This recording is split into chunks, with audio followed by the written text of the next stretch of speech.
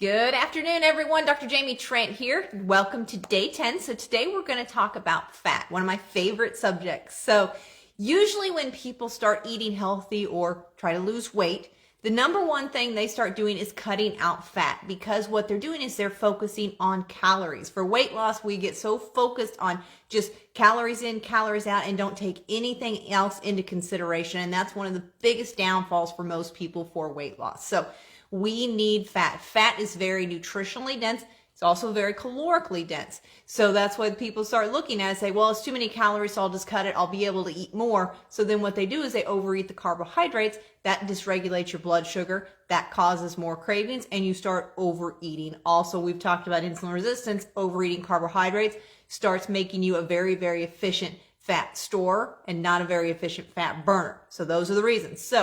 But fat, we need it in our diet. Back in the 80s, I think it was, the prescriptions for antidepressants and everything just started going through the roof. And that is when the very, very low fat diets were at the most popularity. So it's because our brain needs fat. Our brain is actually 60% fat. So every cell in your brain has a lining that is fat. So we need to be consuming, but we need to be consuming the right fats, trans fats and hydrogenated fats. Those are going to be the ones that are added to processed foods to make their shelf life much, much longer. These are very inflammatory to our arteries, to our guts, also can clog up your gallbladder. So that's one of the big reasons so many people have had to have their gallbladders removed. There's other reasons, but that's just one. But we want to start focusing on the good fats.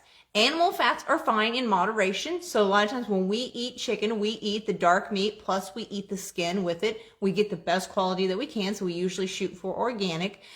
Eating red meat a few times a week, even pork, not on purification, but pork occasionally is going to be okay, as long as you're getting a good quality, clean pork. But eggs, we've talked about eggs. A lot of people have a tendency to steer clear of eggs because of cholesterol, but there's so much good nutrition in there. And of course, it's going to have some good fat too. So we want to make sure. So all the animal fats are going to be good, but some of them you just want to get in more moderation than others. Fish, of course, is a big one. So whenever we're doing fish, we want to do on cold water fish. That's going to have the higher omega-3s in it. We'll talk about that more coming up. But then really, the fats I really want you to focus on are the plant fats. Those are the good ones. Those are the ones that have been studied the most to just kind of help balance our gut, help decrease inflammation in our bodies. So examples would be butter. Grass-fed butter has something called vitamin K in it that is excellent for supporting cardiovascular health and also bone health. Olive oil is high in omega-3s and also some omega-6s, which we do need. So we want to be getting olive oil in there. Now, olive oil is one you don't want to heat at too high a temperature. So you don't want to heat up your skillet and throw olive oil in it. You'll notice you'll see a lot of smoke. That's called the smoke point. So that olive oil has a lower smoke point than other oils. So some better oils to saute at higher temperatures with are going to be coconut oil and avocado oil. Those have a higher smoke point. So again, a lot of benefits. Coconut oil has MCT oils in it. Medium chain triglycerides. Those are really excellent for brain health. Also, coconut oil has something called lauric acid in it that is good at balancing our gut microbiome. So a lot of benefits there. And then avocado oil has something called monounsaturated fats or PUFAs.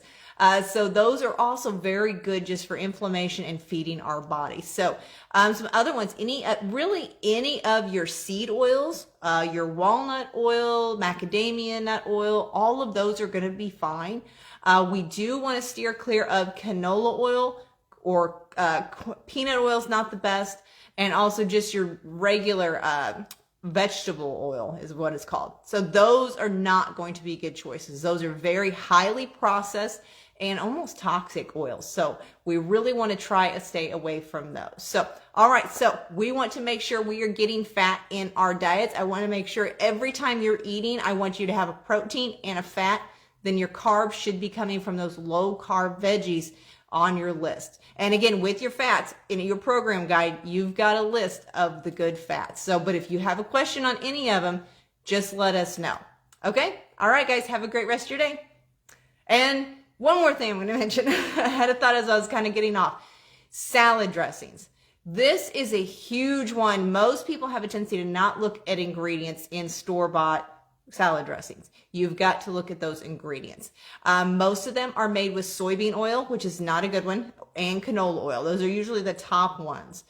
So we really want to start looking at the ingredients on those. Making your own is usually the best option. So usually just, any type of oil and vinegar and then adding herbs and spices to it.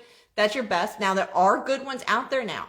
The thing about them is a lot of times if they are made with olive oil, when you store them in the refrigerator, they're going to solidify a little bit, but you just leave them out on the counter for a few minutes and then they're fine. But if they have enough vinegar, they're actually pretty stable on the counter. So, all right. So salad dressings can be a great source of good fats, or it can be a source of causing inflammation and other problems. So, okay, guys, have a great rest of your day.